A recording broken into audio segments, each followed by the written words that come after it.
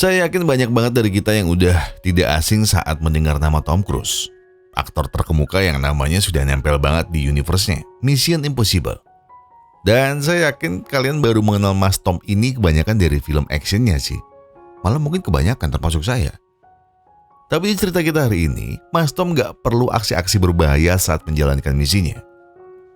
Atau lebih tepatnya, Tom Cruise yang gahar bin sangar itu akan bermain di film drama keluarga yang membuktikan kalau dia adalah aktor yang bisa menguasai semua karakter. Dan kabarnya, film kali ini pernah mendapat 8 nominasi Oscar dan 4 diantaranya berhasil membuahkan piala. Penasaran dengan perubahan karakternya? Jadi begini ceritanya.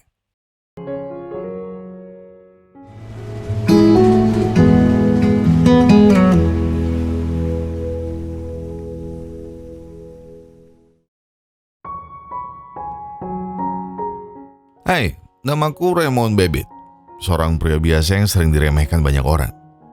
Bagi sebagian orang, keberadaanku mungkin tidak pernah dianggap spesial.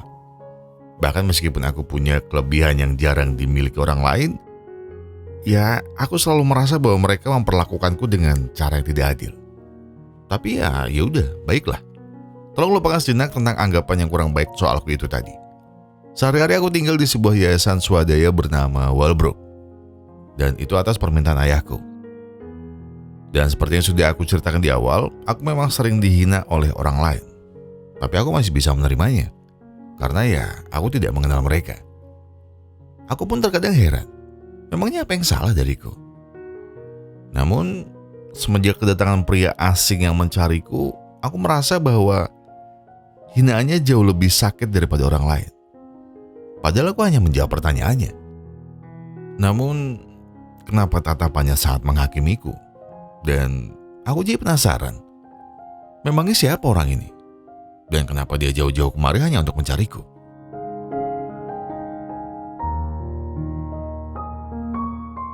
Dan ternyata namanya Charlie, seorang pengusaha mobil mewah yang sangat terkenal di daerah Ohio.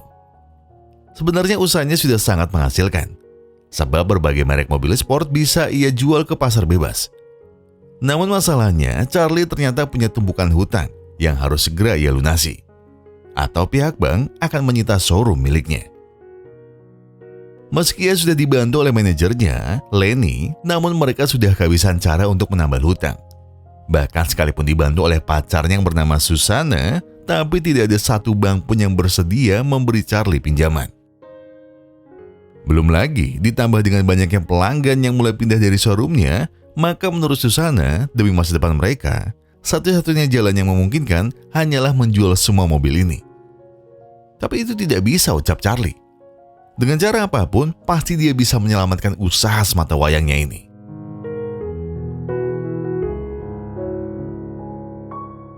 Hingga akhirnya, di tengah berbagai masalah itulah, tiba-tiba terdengar kabar duka. Ayah Charlie baru saja meninggal dunia. Namun bukannya bersedih, ekspresi Charlie justru biasa saja. Seolah ia tidak merasa kehilangan sama sekali. Sebenarnya Charlie punya alasan kenapa responnya sedingin itu. Tapi hari ini dia cuma ingin datang ke pemakamannya sebelum dia mencari solusi tentang masalah hutangnya. Namun sebelum Charlie kembali, ia tiba-tiba saja dipanggil oleh pengacara ayahnya. Di balik kabar duka itu, ternyata ayahnya ingin mewariskan 2 hal kepadanya. Pertama, ada mobil bekas sang ayah. Dan kedua, ada banyak pot mawar yang bisa Charlie rawat di rumahnya. Tunggu sebentar, ucapnya. Apakah hanya itu? Charlie rasa pasti pengacaranya melewatkan rumah senilai $3 juta untuknya.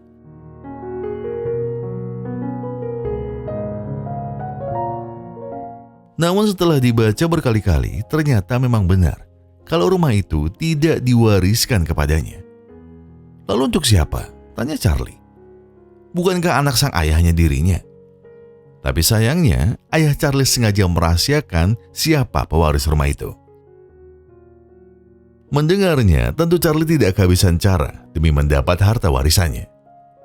Jadi walaupun dirahasiakan darinya, Charlie masih punya kartu as terakhir, yakni konsultan keuangan sang ayah. Di sana pasti ada informasi yang akan mengantarnya menuju harta warisannya. Sampai akhirnya muncul nama yayasan istimewa bernama Walbrook. Katanya Charlie harus mencari Dr. Brunner untuk mengetahui siapa pewaris sah dari sang ayah. Namun baru sebentar ia menggali informasi, Susana malah didatangi oleh Raymond. Ya, pria yang ada di awal video tadilah yang tiba-tiba saja membuatnya terkejut.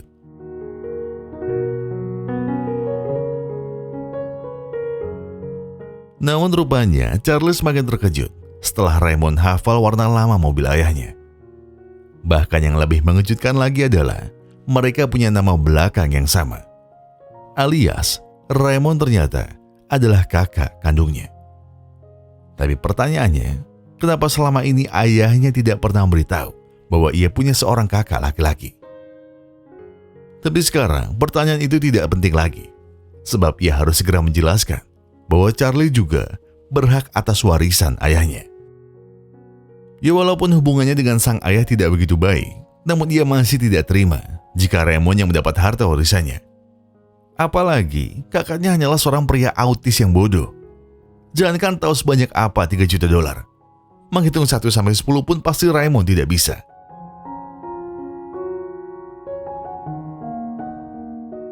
Maka dari itu, Charlie pun terpaksa mengajak Raymond bicara berdua untuk memastikan apakah Raymond pantas menerima warisan ayahnya atau tidak. Dan buktinya, di saat ia bertanya tentang ingatan masa kecilnya, Raymond berulang kali menjawab tidak tahu. Jadi, daripada Raymond menyia-nyiakan warisannya, Charlie pun berencana membawanya kabur dari sini. Dan pasti ketika Dr. Brunner mencari Raymond, Charlie bisa mengembalikannya dengan imbalan minimal 1,5 juta dolar. Tapi ternyata bawa kabur Raymond tidak semudah kelihatannya.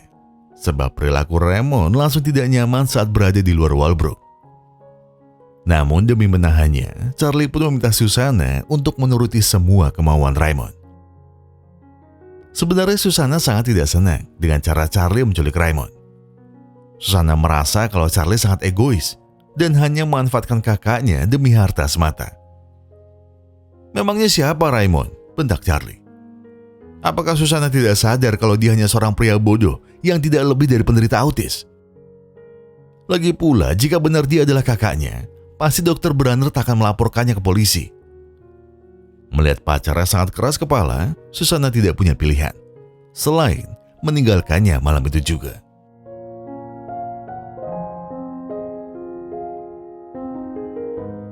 Tak peduli peringatan pacarnya, keesokan harinya Charlie tetap nekat bawa Raymond menuju Los Angeles.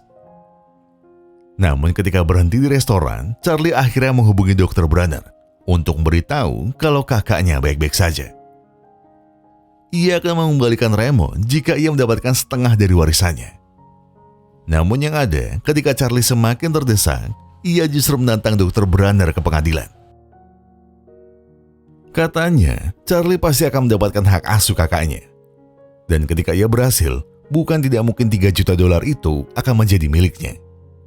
Namun, di waktu bersamaan, tiba-tiba Sorry about the toothpicks. A2. tidak apa ucap Charlie. Ia akan mengganti semua tusuk gigi itu. Dan Raymond tidak usah mencoba menghitungnya. Karena tidak mungkin jawabannya benar. Tapi ajaibnya, ternyata tebakan Raymond tepat. Kata sang pelayan, jumlahnya memang 250 tusuk. Namun tetap saja, Charlie tidak menganggapnya serius. Dan sekalipun benar, pasti tebakan Raymond cuma kebetulan.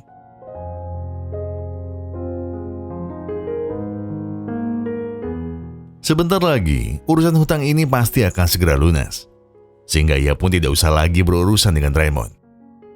Tapi, di saat pesawat mereka akan segera menuju LA, muncul masalah baru ketika Raymond membaca maskapai mereka. Katanya ia takut kalau pesawat mereka akan jatuh seperti 2 tahun sebelumnya. Apa maksud Raymond? Lagi pula, ada apa dengan 2 tahun yang lalu? Ya, yang Charlie tidak tahu adalah Raymond ternyata sangat hafal detail demi detail setiap maskapai yang bermasalah pada tahun itu. Bahkan sampai jumlah korbannya pun Raymond bisa menyebutkannya dengan benar. Meski Charlie sudah bilang kalau itu tidak akan terjadi, Raymond justru jadi semakin panik.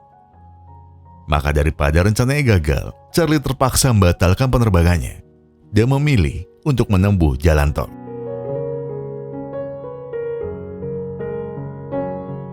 Namun ternyata jalan tol pun bukan solusi bagi Charlie. Sebab di saat terjadi kecelakaan beruntun, Raymond malah keluar dari mobil dan membuat jalanan semakin kacau. Di sana pun Raymond kembali memberitahu tentang data kecelakaan di jalan tol dalam 10 tahun ke belakang. Sebenarnya Charlie menganggap kalau semua data itu hanya omong kosong. Tapi lagi-lagi demi menenangkan Raymond, Charlie terpaksa mengalah melalui jalan biasa. Meskipun ia tahu kalau mereka akan semakin lama menuju Los Angeles, tapi minimal harta warisannya tidak akan pergi darinya. Keesokan harinya, suasana hati Charlie tiba-tiba dipenuhi kebingungan. Di satu sisi, Lenny memberi kabar bahwa bisnis mereka sedang diambang kebangkrutan jika Charlie tidak segera kembali ke LA. Sementara di sisi lain, ia juga harus mau menuruti Raymond yang melarangnya berkendara saat hujan sangat deras. Maka untuk sementara, Charlie hanya bisa mengandalkan Lenny untuk terus mencari pinjaman uang.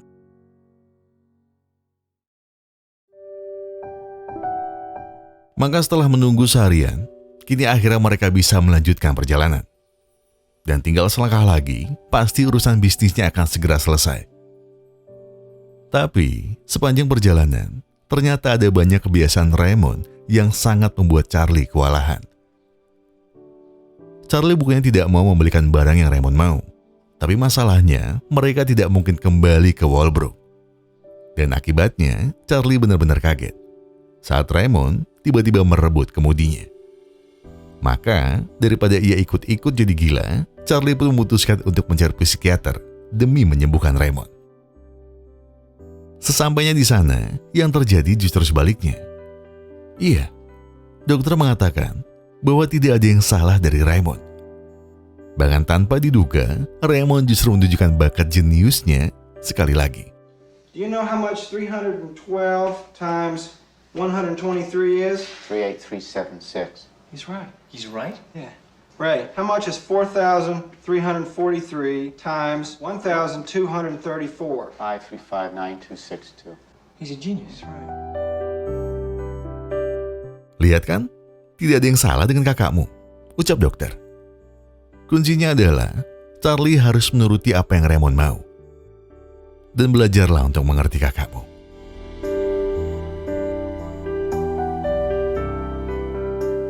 Meskipun begitu, ternyata masih banyak hal yang tidak Charlie ketahui dari sosok kakaknya. Contohnya seperti hari itu.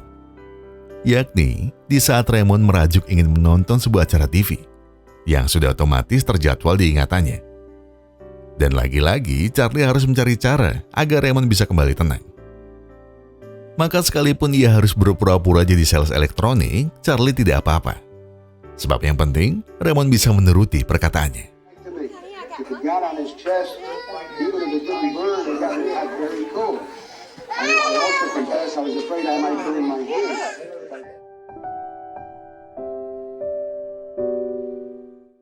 Usai menjalani hari yang melelahkan, kini mereka harus kembali beristirahat sebelum kembali ke LA.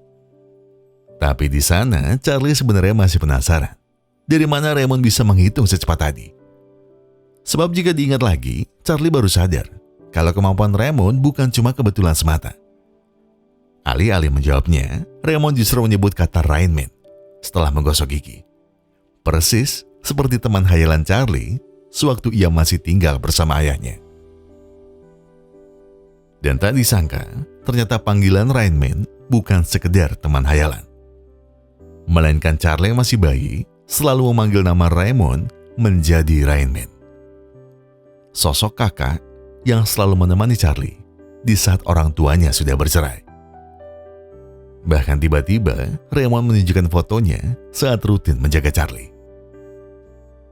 Dan dikala ia masih mencerna kebenaran ini, Raymond tiba-tiba jadi panik saat Charlie menyalakan air panas. Raymond terus berteriak bahwa bukan dia yang menyebabkan luka bakar di saat Charlie masih bayi. Sehingga sekarang, setelah Charlie juga mengingat semua yang terjadi di masa lalunya, kini ia mulai percaya bahwa Raymond adalah Rain Man. Bahkan, Charlie semakin terharu saat Raymond menyanyikan lagu anak-anak yang hanya diketahui oleh Charlie dan Rain Man. And the way she looked was way beyond compare with another. Ooh. Ding, ding, dun, dun, dun, dun, dun, dun. Di momen menyentuh ini, Charlie baru menyadari kenapa ayahnya menjauhkan Raymond darinya. Ini semua pasti karena ayah mereka mengira bahwa Raymond sengaja melukai Charlie saat masih kecil. Tapi kali ini, Charlie tidak akan membiarkan kakaknya pergi lagi. Sudah cukup baginya untuk mempertanyakan siapa yang paling menyayanginya. Andai saja waktu itu, Charlie tahu lebih cepat bahwa kakaknya begitu menyayanginya. Mungkin ia tidak perlu kabur dari rumah. Dan perlahan, karena percikan momen inilah, Charlie pun akhirnya mulai mencoba untuk mau mengerti kakaknya. Bukan lagi sebagai pria yang aneh, tapi Charlie mau menerimanya sebagai kakak dan sahabat yang selalu peduli dengannya.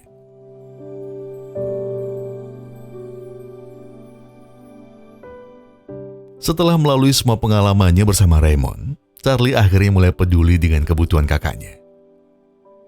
Mungkin TV kecil ini bukan hadiah yang mewah, tapi paling tidak, Raymond sudah tidak perlu panik saat ingin menonton acara favoritnya.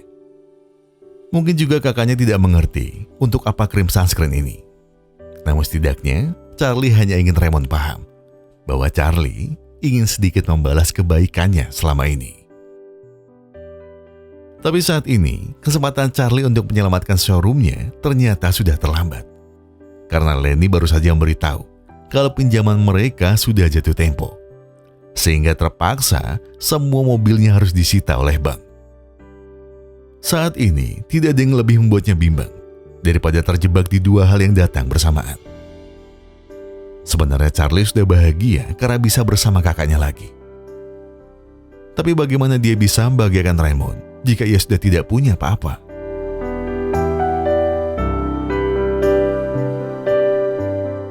Sehingga tak terasa, saat ini mereka sudah tiba di Las Vegas.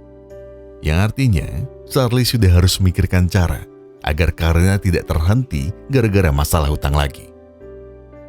Lalu keesokan paginya, seperti biasa, Charlie harus mencari restoran yang punya menu kesukaan kakaknya. Dan di waktu yang sama, tiba-tiba Raymond bilang kalau playlist lagu di restoran ini sudah sering ia dengarkan. Kalau tidak percaya, Charlie boleh mengetesnya. Dan benar saja, di saat Charlie menyebut judul lagunya, Raymond bisa dengan cepat menyebutkan urutannya tanpa melihat playlistnya. Merasa kalau ingatan kakaknya tidak pernah meleset sedikit pun, Charlie lalu mengetesnya sekali lagi dengan menyuruhnya memperhatikan semua kartu poker yang ia buang. Dan sekarang tugas Raymond harus menebak. Dia harus menebak sisa kartu yang ada di tangannya. What do I have left? 2 jacks, 1 8, 1 king, 1 6, 2 aces, 1 10, 1 9, 1 5. 1-5. You are beautiful, man.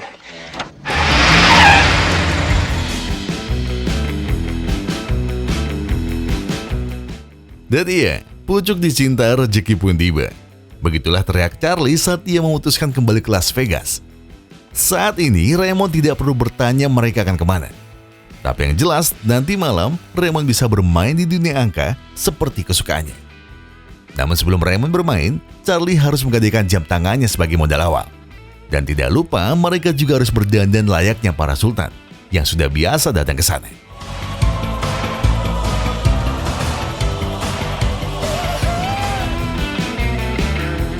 Ya, taman bermain yang Charlie maksud ternyata adalah kasino paling bergengsi di Las Vegas.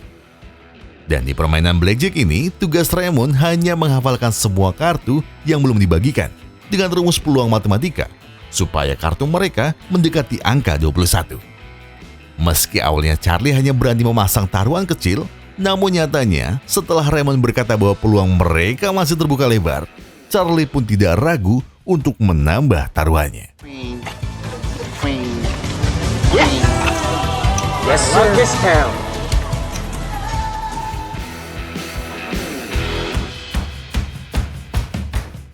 Semakin malam, maka semakin panas juga arena blackjack yang mereka kalahkan.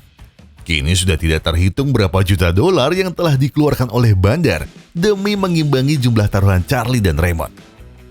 Jika sebelumnya mereka hanya menang ratusan ribu dolar, sekarang jumlah kemenangan mereka sudah setara dengan 5 juta dolar atau hampir 84 miliar rupiah. Bahkan saking lancarnya aliran kemenangan mereka, pihak kasino pun sampai curiga dan memantau mereka melalui CCTV. Meski demikian, ternyata tidak ditemukan bukti kecurangan apapun.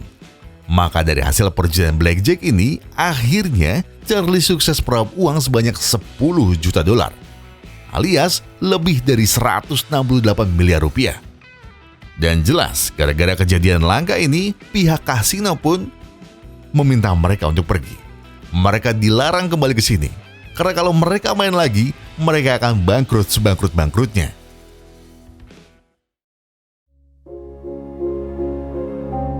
Dan untuk merayakan kemenangan mereka, Charlie akan mentraktir apapun yang Raymond minta.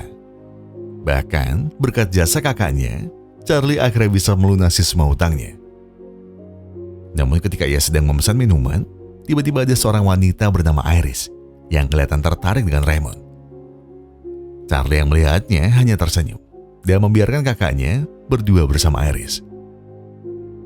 Sebenarnya, Iris ingin mengajaknya kencan jam 10 malam nanti.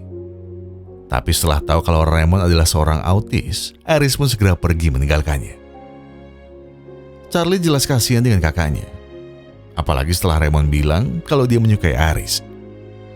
Dan Charlie semakin bingung ketika Raymond mengira kalau jam 10 nanti mereka jadi untuk berkencan.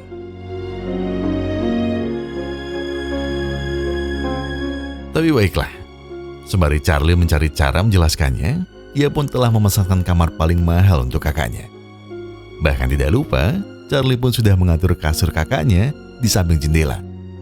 Persis seperti kebiasaannya selama ini.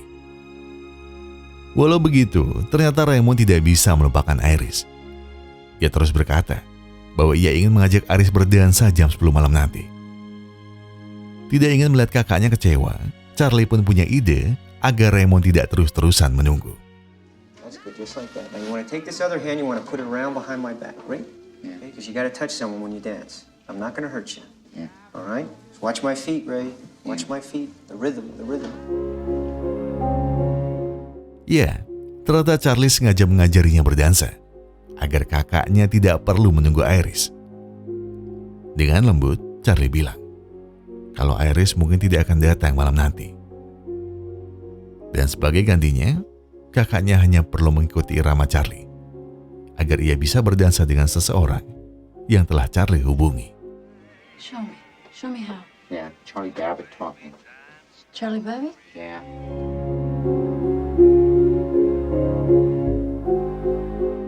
Seakan tidak ingin kehilangan kakaknya, Charlie pun ingin mengulang cerita Raymond yang katanya sering mengemudi bersama ayah di halaman rumah mereka yang lama. Meskipun memori Charlie tidak ada di sana, tapi setidaknya ia punya seseorang yang sekarang ingin ia syukuri keberadaannya. Dan setelah mengarungi perjalanan yang cukup jauh, akhirnya mereka bisa kembali ke rumah Charlie. Meskipun Raymond baru sekali datang kemari, namun Charlie bisa merasakan kalau kakaknya sudah mulai nyaman tinggal di sini. Bahkan sekarang, Charlie pun jadi ikut menonton acara TV kesukaan kakaknya. Namun, di sela-sela kebahagiaan itu, tiba-tiba ada panggilan yang tidak ingin Charlie dengar.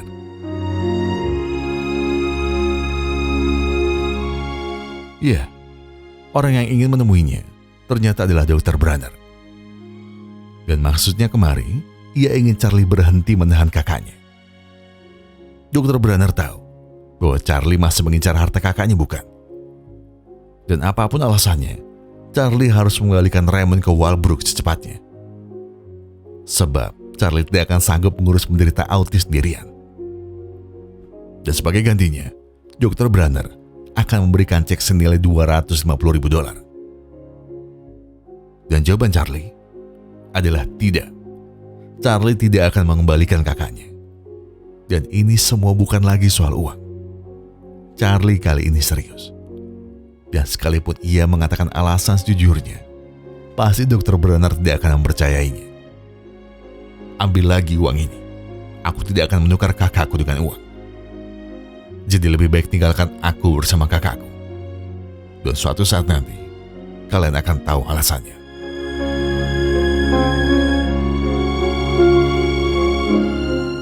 Keesokan harinya, ternyata Charlie lupa dengan jadwal sarapan kakaknya. Sehingga mau tidak mau, Raymond yang terbiasa makan di jam tersebut ingin menyiapkan sarapannya sendiri. Akan tetapi, karena Raymond tidak tahu bagaimana menggunakan microwave, ia justru tidak sadar malah merusaknya. Yang akibatnya, gara-gara bunyi pendeteksi asap yang sangat nyaring, Raymond jadi semakin panik dan buru-buru ingin keluar dari sana. Untungnya Charlie segera datang dan langsung mematikan alarmnya. Ia minta maaf karena terlambat bangun. Namun walau ia sudah coba menenangkannya, tapi kata pertama yang keluar dari mulutnya adalah "Well bro." Dan di sini akhirnya Charlie sadar kalau apa yang dikatakan Dr. Branner ada benarnya. Meskipun ia sangat menyayangi kakaknya, namun tidak mungkin selamanya ia bisa selalu ada di sisinya. Maka daripada Charlie menyakitinya, ia pun ingin melakukan yang terbaik untuk sang kakak.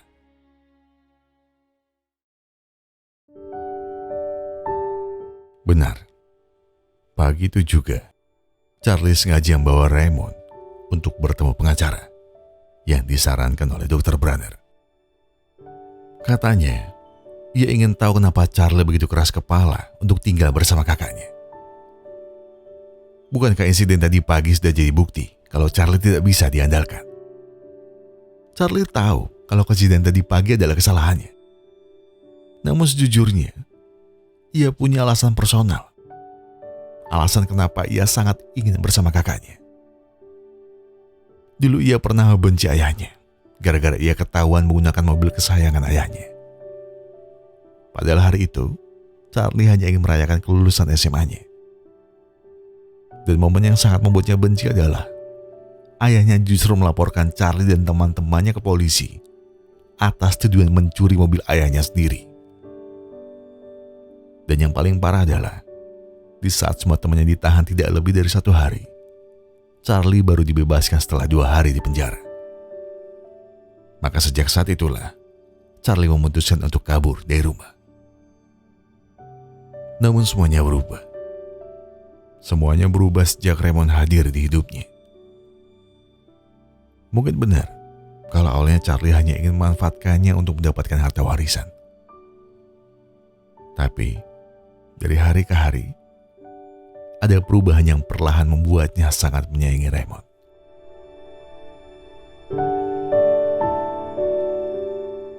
Pada awalnya Charlie sempat tidak percaya kalau ia punya seorang kakak. Apalagi saat itu Charlie tidak pernah membayangkan kalau kondisi autismenya bisa meledak sewaktu-waktu.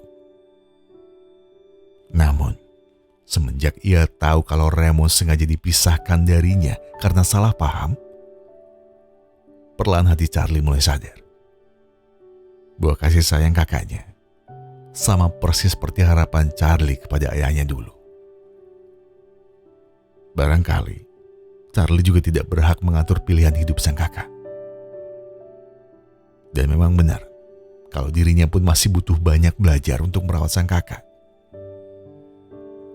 Namun kalau boleh jujur, saat ini aku tidak mau kehilangan Raymond sekali lagi. Sebelum aku mengenal Raymond, hidupku terasa seperti mesin. Bising oleh tuntutan, gampang tersulut emosi. Hingga pada akhirnya yang ku kejar hanyalah angka. Bahkan sejak aku kehilangan sosok ayah dalam hidupku, yang ku kenal hanyalah perasaan ditinggalkan. Dan tidak tahu harus kepada siapa aku harus mencari pertolongan. Aku kira dengan hadirnya pasanganku dan juga bisnis yang begitu membuatku sibuk, aku bisa melupakan semua rasa sakitku. Tapi nyatanya, semuanya sama. Semuanya sama saja.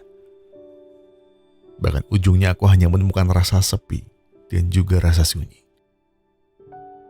Tapi sekarang, ketika jawaban doa Charlie sudah di depan mata, ia akhirnya baru mengerti bahwa selama ini ia tidak pernah mendapatkan apa yang sebenarnya dia cari. Dan berkat kehadiran Raymond, Charlie yang sekarang sudah tidak perlu meminta dan menuntut untuk didengarkan. Ia justru jadi belajar mendengarkan ia belajar mendengarkan apa yang selama ini dibutuhkan kakaknya.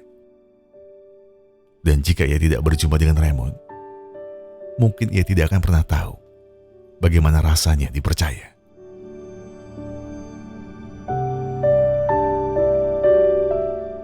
Dan baiklah, sekarang semuanya kembali kepada Raymond. Apakah ia ingin bersama adiknya atau kembali ke Walbrook? Tapi ternyata Raymond justru tidak bisa memilih. Sebab jawabannya sama-sama iya saat diharuskan memilih. Namun akhirnya, Charlie pun mengerti apa yang dimaksud kakaknya. Iya, mungkin kakaknya ingin bilang bahwa ia ingin Charlie ikut bersamanya ke Walbrook. Sebab menurut Raymond, rumahnya tidak akan sama lagi jika adiknya tidak ada di sampingnya. Namun di saat yang sama, Raymond juga tidak ingin selalu merepotkan Charlie. Maka dari itu, Walbrook akan menjadi rumah terbaik untuk mereka berdua. Tapi, pelan-pelan Charlie bilang bahwa ia belum bisa tinggal di Walbrook karena ia harus mengurus pekerjaannya dan mencari uang demi membahagiakan kakaknya. Namun Raymond tenang saja, sebab ia akan selalu mengunjunginya di akhir pekan. Dan percayalah, bahwa kasih sayangnya tidak akan berubah untuk Raymond.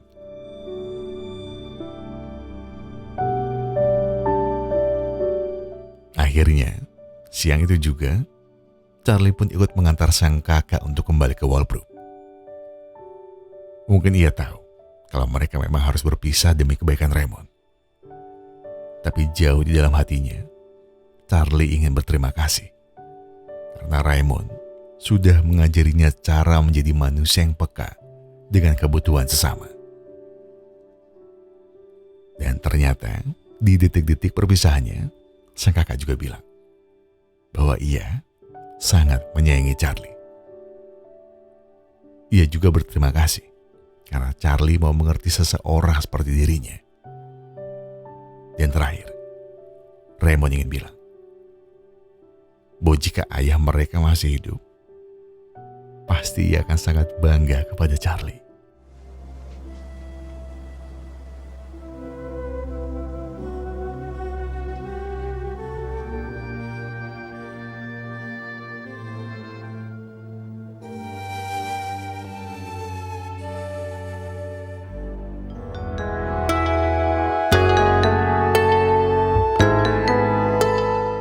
Buat saya pribadi, ini adalah salah satu film klasik yang layak ditonton lebih dari sekali. Jadi biarpun saya nggak kuat sebenarnya nonton film ini tuh ya. Iya apa ya maksudnya? Ada selain film ini yang sama-sama mengangkat soal soal autisme juga. Jadi ada Rain Man ini sama satu itu lupa. Pokoknya aktornya itu Sean Penn. Dia itu pengidap autis juga, tapi dia punya anak. Saya lupa judulnya, pokoknya Lucy in the Sky apa Lucy, lupa namanya. Tapi itu dua film yang bikin saya nggak kuat nonton ini sendirian ya ternyata ya. Karena maknanya itu luas banget itu dia. Ini saya ngomong spesifik buat film ini ya. Dan katanya film ini tuh salah satu film pertama yang membahas soal autisme di Amerika pada tahun itu. Mungkin nggak yang pertama banget, tapi salah satu yang akhirnya dikenal banyak orang dan orang mulai sadar soal autisme itu sendiri. Dan mungkin di tahun itu juga banyak yang belum mengerti bahwa bagaimana sih caranya memperlakukan saudara kita yang mengidap autisme itu. Tapi dengan 4 piala Oscar yang disabet sama film ini sih ya, saya yakin pasti impactnya sangat besar sih di masa itu. Bahkan menurut saya ketika ditonton sekarang pun pesannya masih terasa sangat relevan. Dan jelas kalau ada satu hal yang paling penting di sini itu adalah tentang bagaimana hidup seseorang bisa berubah setelah ia belajar untuk lebih peka dengan kondisi sesama kita. Atau khususnya tentang bagaimana cara kita mendengarkan kebutuhan orang lain. Mungkin memang harus diakui kalau kemampuan paling dasar yang harus kita miliki ini nih, salah satunya adalah mendengarkan orang lain. Sebab serba banyak dari kita yang terkadang hanya ingin didengarkan. Saya pun juga masih sama. Kadang di satu momen tuh pengen banget didengerin, cuma ketika saya coba mendengarkan, oh iya. Ya entah sadar atau enggak ya, kadang yang dibutuhin orang lain itu mungkin cuma dengerin aja dulu. Dengarkan aja dulu. Tapi ini bukan lagi ngomongin tentang teman kalian yang curhat aja ya. Lebih dari itu. Pernah gak sih kita kayak coba nahan ego kita dan coba tanya ke teman atau orang yang kita sayang, apa yang dia butuhin sebenarnya? Karena siapa tahu, ada banyak orang yang selama ini pengen cerita ke kita, tapi gak jadi cerita, karena kita selalu pengennya diprioritasin. Ya gak perlu dijawab sekarang lah jawabannya. Jawabannya bisa kapan-kapan. Tapi intinya gini, kita udah mulai sadar bahwa mendengarkan orang lain itu juga gak kalah penting.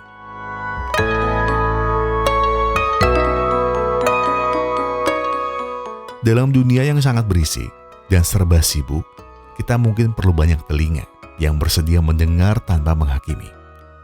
Sebab dari sana, kita akan mengerti seperti apa rasanya dihargai dengan cara yang paling lembut.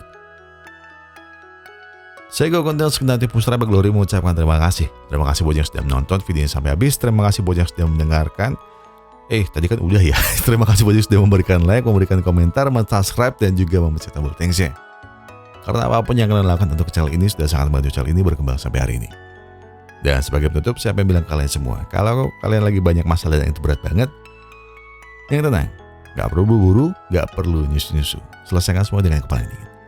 Jadi sekarang tarik nafas kalian, buang, tenggak kopinya, ambil koreknya dan sebatin aja dulu.